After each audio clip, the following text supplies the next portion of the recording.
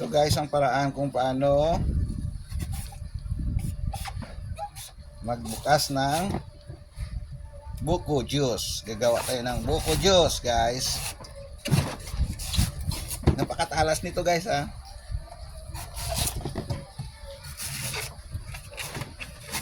Ito yung kinuha natin doon sa puno guys. Tingnan nyo oh.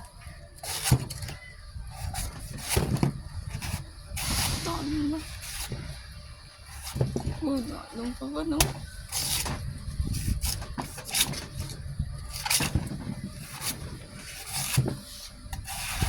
Ito gagawin natin, lagay natin dito sa freezer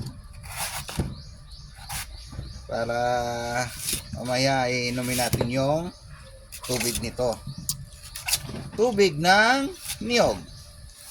Okay.